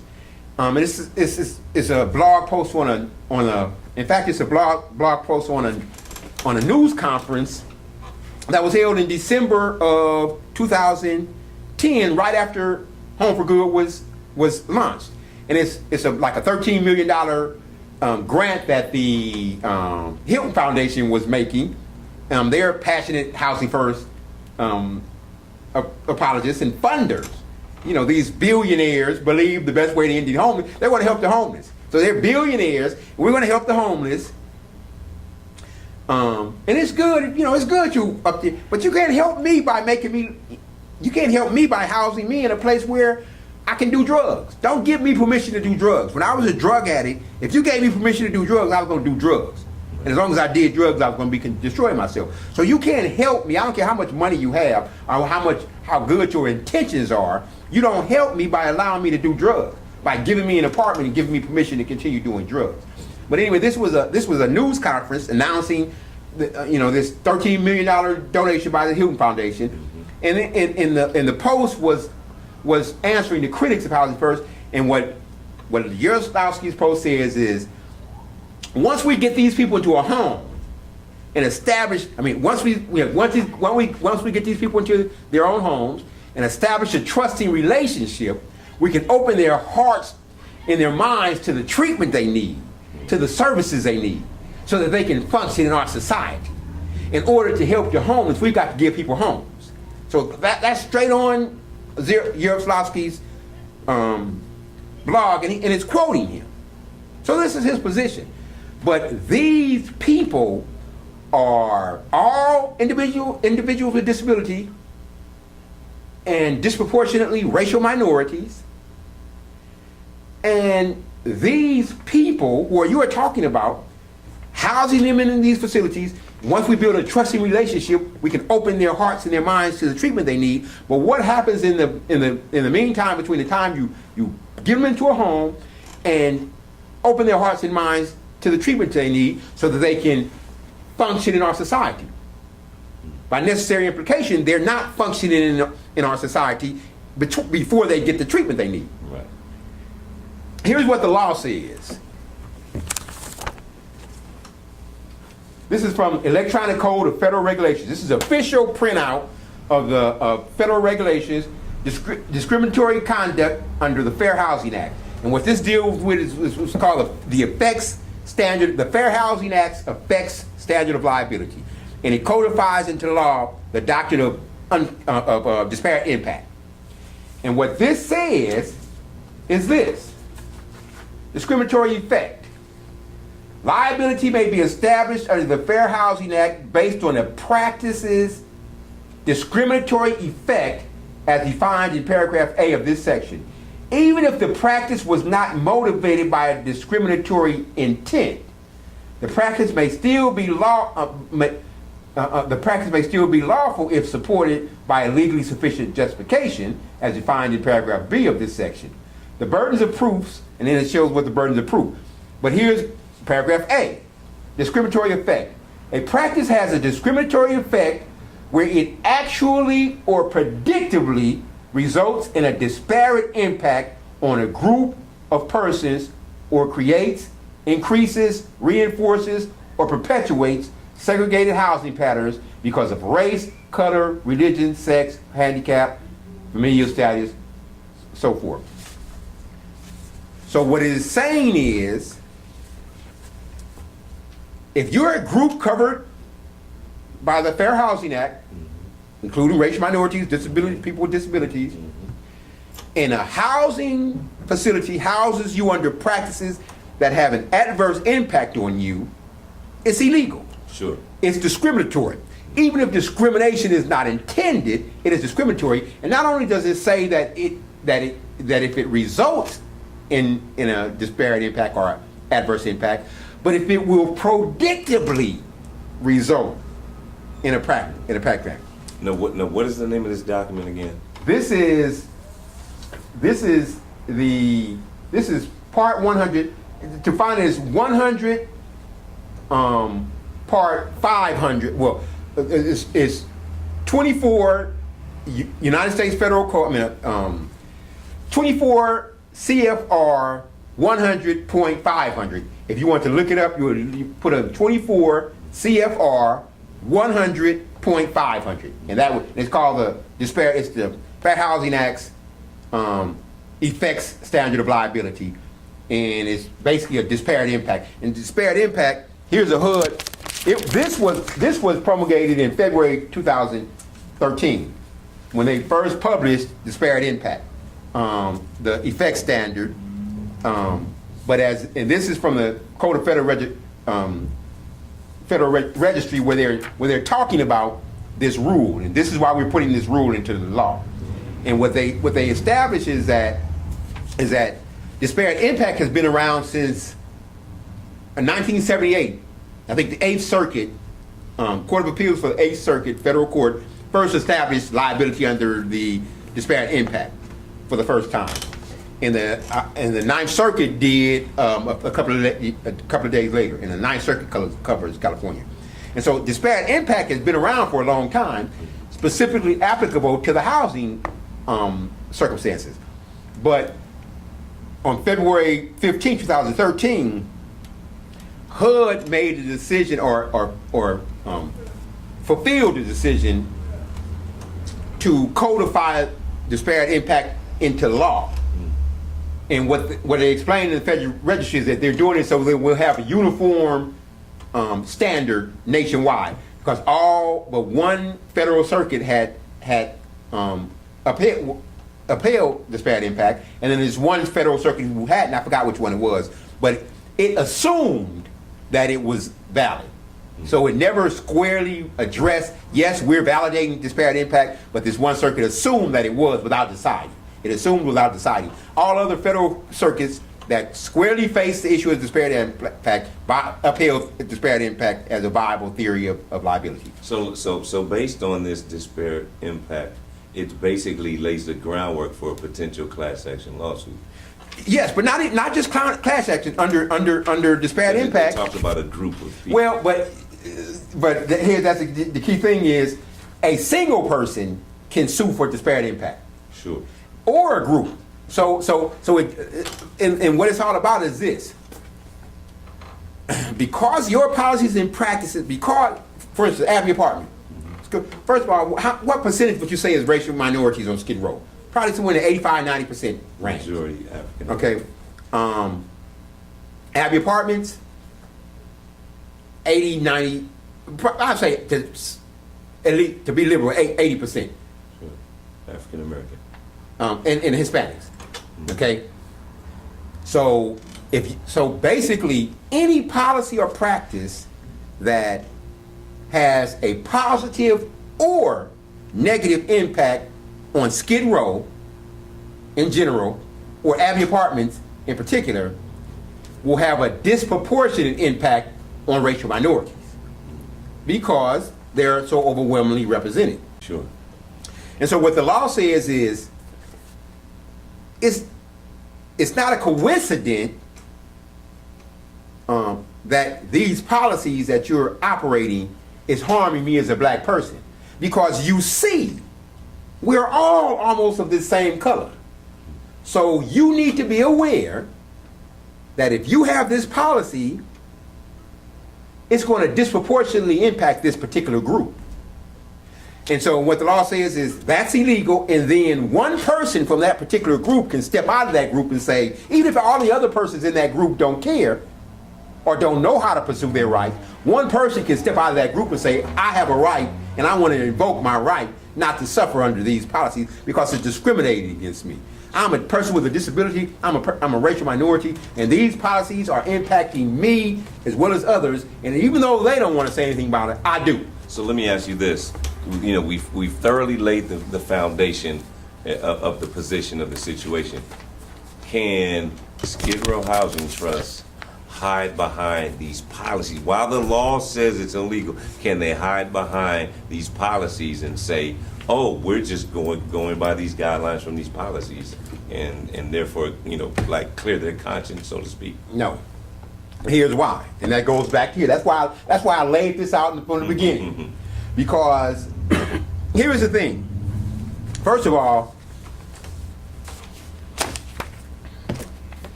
this is called the applicability of the Housing First models to homeless persons with mental illness. This was published by the United States Department of Housing and Urban Development, Office of Policy Development and Research, HUD. This was a study. Now, HUD didn't actually conduct the study, but it participated in it. It commissioned the study, and then its Office of Policy and Development helped move it along. Sure. They helped find the Housing First programs, and it was basically to examine Housing First and see how it applies. Okay?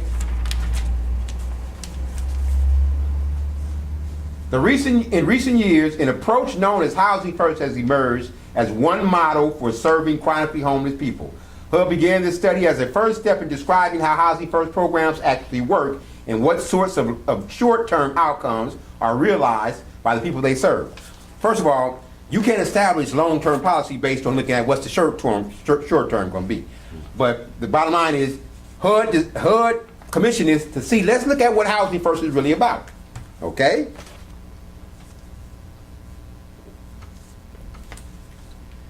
This study starts off, we're still in the preface here. Rather than use harm reduction, they switch out harm reduction and use the term low demand. And they're saying this is what we're doing. And this is why they say they're going to do it.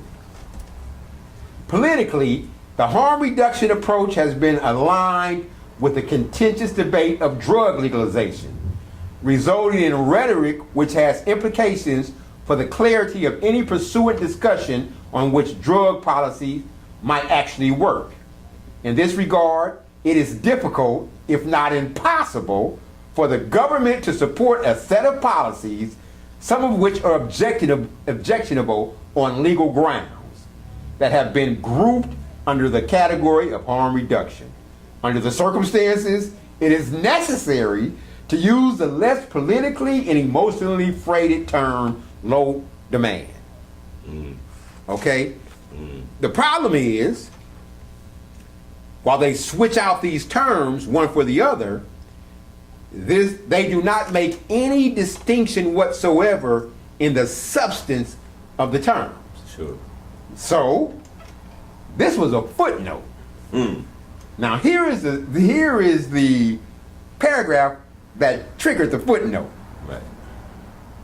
The low demand in brackets, so we know that harm reduction was there, Sure. and they moved harm reduction out the way, Right. slipped in the less politically and emotionally freighted term low demand. But this is what they say low demand is. Low demand approaches address the low demand approach addresses the harms caused by risk-taking behavior, without forcing clients to eliminate the behavior altogether. Interventions might include reminding the client to eat, drink water, sleep, pay rent and other bills before spending money on drugs. And to educate users about the negative effects of drugs and encourage them to use less frequently, if not quit using entirely. So we have here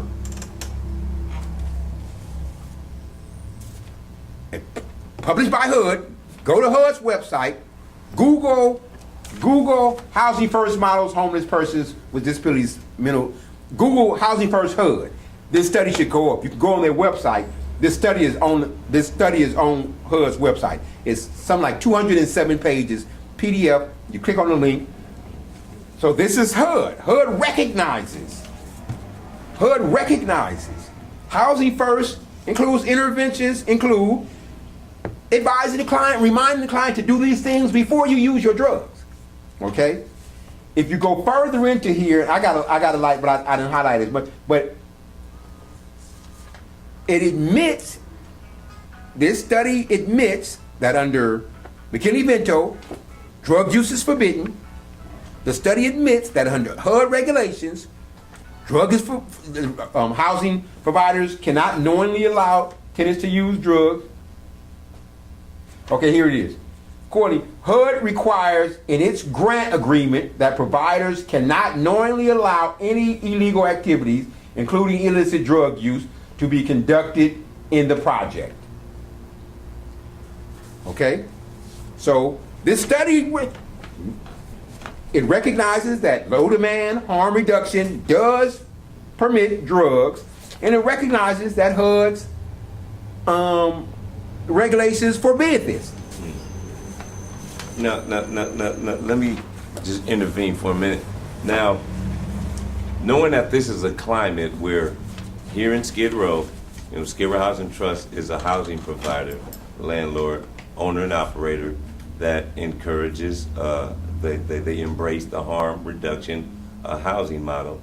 And as you just mentioned in the low demand explanation, where they're advised to advise their tenants to pay their bills and eat food and get water before you're spending your money on drugs. So that basically establishes that drug use will be involved, and everyone's aware of that. The question now becomes, where is the possibility where would the drugs come from? Obviously, it would come from drug dealers, who then are encouraged to linger to take care of their clients.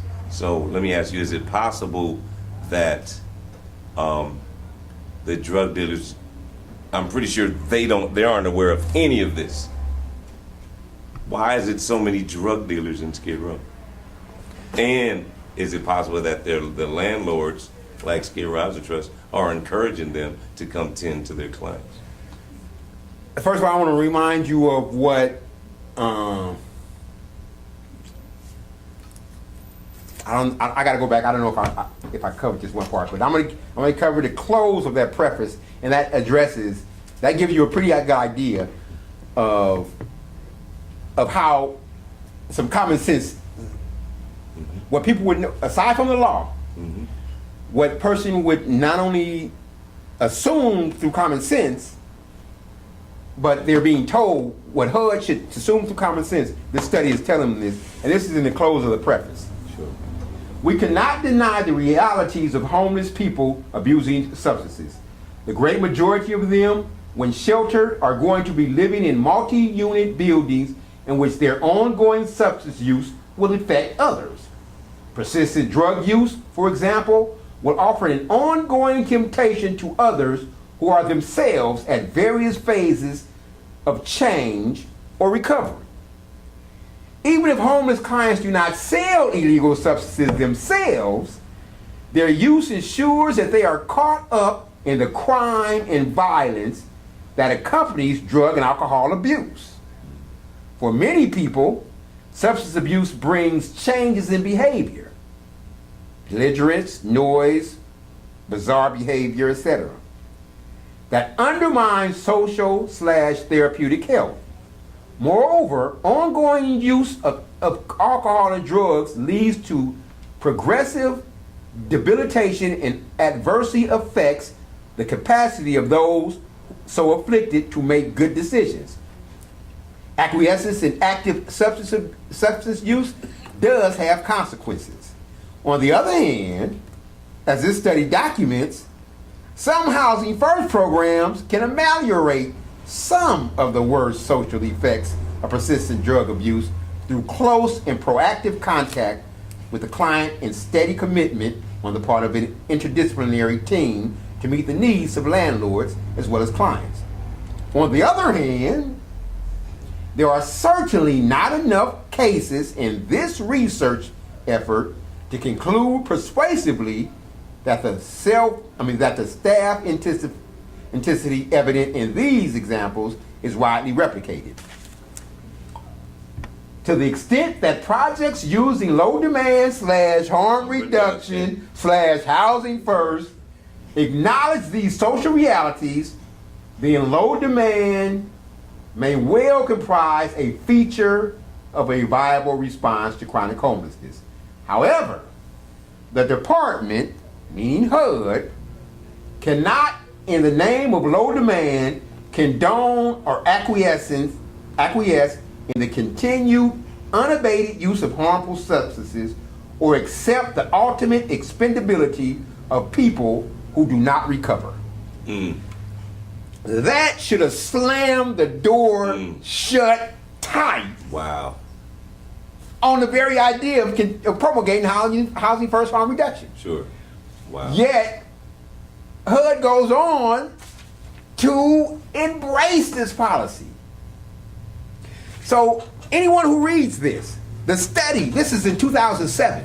Sure. And here's the cold thing. HUD published this in 2007. They began working on this in 2003.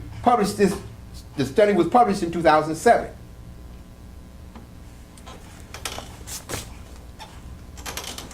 Let me say this. Hold on, look, I can't lose it. I can't lose it. Okay. This case, first of all, this was 1999. This is the first report where they're saying you can't give people a disability accommodation to use marijuana. Right. 1999 was the first memo. Then we have, this case was in 2000 where HUD went to court and argued, defended its rules, saying we can kick people out for even if their family members are using drugs off the facility, Right. we can kick them out. Right. Okay? And then you have this was commissioned 3 years later. HUD commissioned this study at the same time that they began a national pilot project where they funded 11 agencies across the United States, including Skid Row Housing Trust. I was a Skid Row collaborative to operate the housing first model. Right. Literally, within a couple of years after publishing this thing saying that you can't even let people do drugs for a reasonable accommodation, marijuana. Right. After publishing this, before publishing this, right after publishing this, you started funding this. Right. You know, so in other words, then you look at it, and then keep in mind, this was redone in 2011. Right. Okay?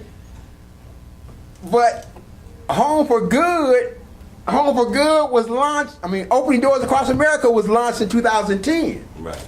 So this was launched, after Opening Doors Across America. This is the National Strategic Plan to End Homelessness. This is a fact sheet on what's called Opening Doors Across America. Opening Doors Across America.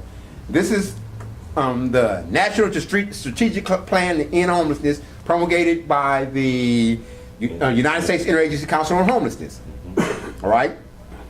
This was published, they introduced Home for Good, Opening Doors Across America, in June of 2010. This is a fact sheet. It's a call to action. Go to You can Google home opening doors across America fact sheet and you'll get this, or go to the council website. But align with opening doors, adopt the goals in opening doors, set targets and measures, act strategically, collaborate, all that. And you come down here, implement housing first and rapid rehousing practices broadly across all homeless programs. So the United States Interagency Council is saying, act strategically, take these steps. Part of helping to end opening is implement housing first practices. Okay, so now we've established through HUD's own admission, housing first permits drug use on the facilities. Sure. They acknowledged this in 2007.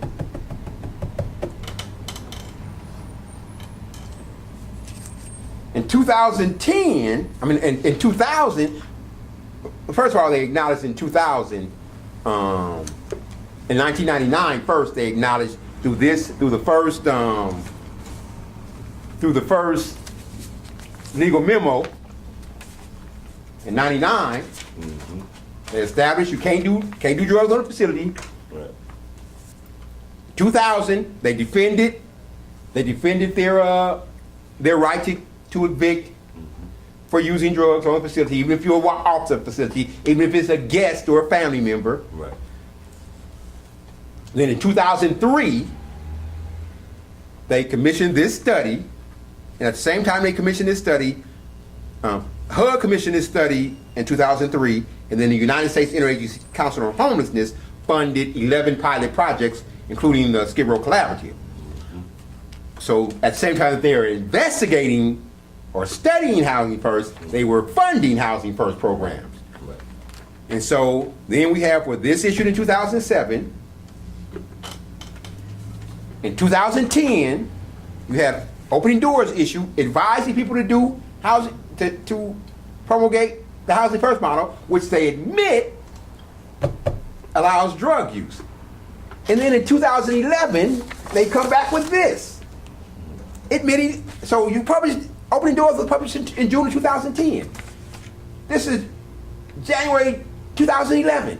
Less than a year later, less than a year after HUD, as a member of Home for Good, launched this, advising housing operators in collaborations all over the United States to implement housing first practices, which they admit include a permission to use drugs and advice on how to use drugs. They came back and reaffirmed you can't even legally let them do marijuana. Okay. So that's how I say, go ahead. So, because it starts to get overwhelmingly confusing, and the question then becomes: is it intentional?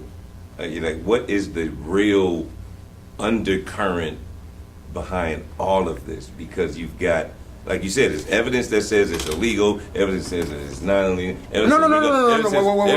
Wait. What evidence says it's not illegal?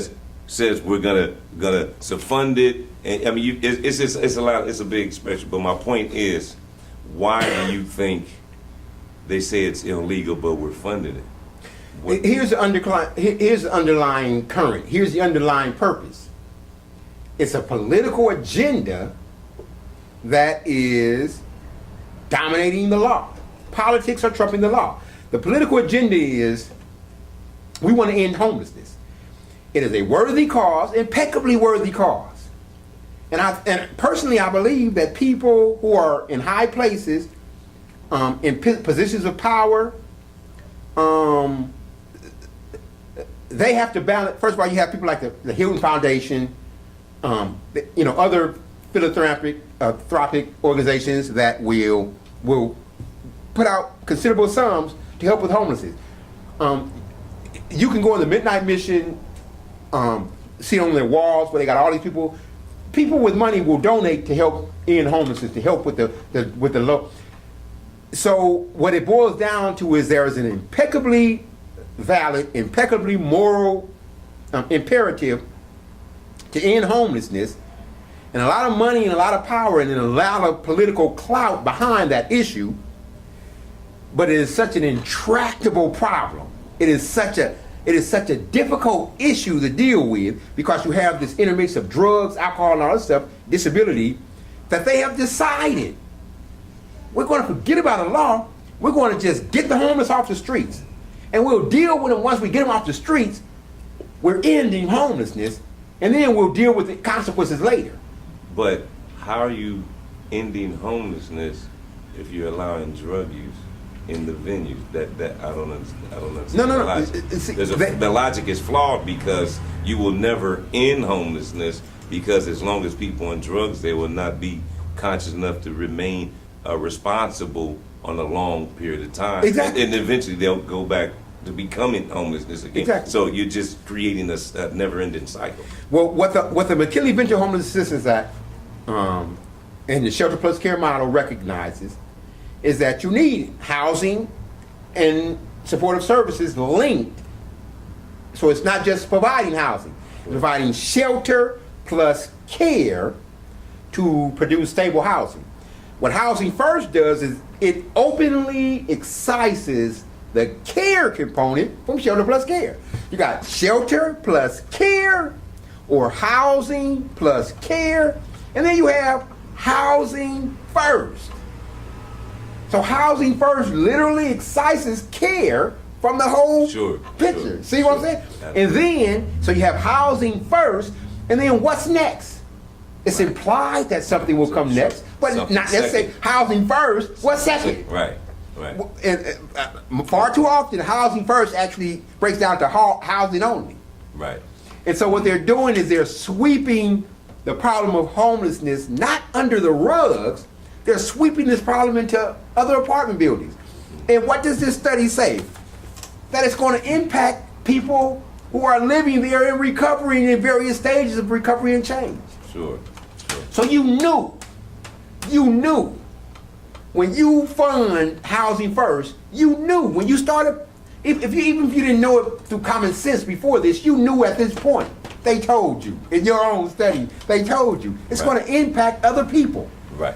And you cannot, in the interest of promoting low demand, you cannot accept the expendability of these people. Right. So with that, we're actually going to have to wind this down. I know you got a lot of other information. It's impossible to get all of that in right now because we've gone a long time. We're just going to try to give you a couple of minutes to I know you still got it in you, but we want to start wrapping this thing up and winding it down. We're going to have to come back to so you have to, it's going to have to be a part 3. Okay. Obviously, because it's so much, we really want to get into that, but this is so heavy, we can only give them so much information that they got to digest it at a time. You overstuff the mouth with too much food, you can't even chew it properly. So that said, we definitely want to thank you, Jerome Rene Robinson, for all your diligent efforts to uncover the real truths. And not only that, but also come and interview with us and share the meanings behind the truth. And so with that said, what are your closing thoughts? Well, here's the thing, and I was hoping we get to this, but as a result of me battling Skid Row Housing and Trust over these issues, we went to court. I stopped paying rent after 4 years, never missing a single rent payment, taking a disability accommodation leave for the whole summer of 2013, mailing or personally delivering my checks, got back, and it was still going on. I stopped paying rent, stopped cooperating with Housing Authority. You guys got to change this, and rather than that, they took me to court. We battled for months. Bottom line is, Skid Row Housing Trust evicted me. And they not only managed to evict me, it took them 2 cases. I beat them the first case, and they came back with a second one. But they evicted me after I removed the case to federal court. This is a certified document. Defendant's notice of removal. I removed this case to federal court on June 27, 2014. Skid Row Housing Trust state court had no jurisdiction over this case at the time. Skid Row convinced a judge to issue a writ of possession, and with that writ of possession, they got a notice to vacate and slapped me, blindsided me with this while my case was in federal court. And before I could get under my feet, I got a motion into the Ninth Circuit, and they didn't respond. They didn't grant me what I asked for. They were able to evict me while this case was in federal court.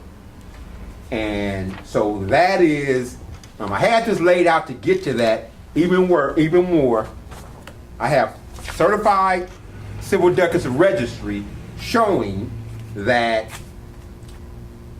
although the state court filed these documents, they did not enter these documents in the civil registry of action, and they concealed it, and they just entered it in the registry a couple of weeks ago when the clerk found my documents hidden on his shelf.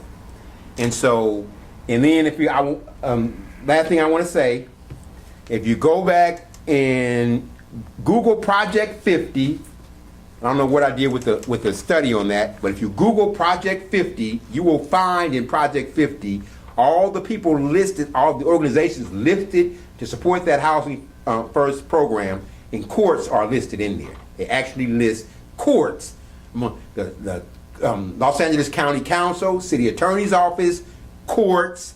They are listed as supporting Project 50. And what does that mean? Well, that tells me that to a very large degree, I'm not saying all courts, but courts agree with this, let the politics trump the law. I'm not saying all courts. In fact, I think, my hope is this. Certainly the United States District Court for the Central District of Los Angeles, the Ninth Circuit Court of Appeals, I can go in, I wish we'd gotten to, I can go into this to show you that they did outrageous things. They actually granted I can put out paperwork showing where my removal petition was granted on June the 30th. I removed on June the 27th. My removal petition was granted on June the 30th. On July the 3rd, the district court issued 5 orders advancing adjudication of my case, and then they reversed course on July the 9th and issued an order sending my case back. The same. We'll get into that next time. Yeah. The basic bottom line is there, and then I appealed to sent an emergency appeal to the Ninth Circuit, and they refused to get involved. So to a certain extent, the courts, they want this to go on. To a certain degree, I'm not going to say all of them, but sure. The United States District Court for the Central District of California, and then part of that was retaliation also. I filed a complaint against the judge. Well, definitely commend you. We're Skid Row Community News, and we're going to be with you every step of the way during this fight. We just want to bring this to a close. And just think, ladies and gentlemen, this is one Skid Row resident that is going through a serious battle in regards to not only his life, but his livelihood, his residence, his home, his headquarters, his domain, and his sanity as well, his well-being. And so with that, just understand there's an estimated 10,000 residents here in Skid Row. So that means this is just one. There's 9,999 others with situations equivalent to this. And it's extensive and as complicated as his story is, and his battle and his struggle is. Imagine what the others are going through as well. So I see you want to say something else. Well, first of all, I'm homeless right now. So I want to make that clear. I have some family. I've moved from place to place, but I'm basically homely. But I just want to say this one thing. There's a saying where it says that the only way for all is necessary for evil to prevail is for the good to do nothing. The only thing necessary for evil to prevail is for the good to do nothing. So I'm asking people, don't just look and say, shake your heads, but get involved. Get involved. I like to give my web address. Harmed by Housing First. That's HARMEDBY,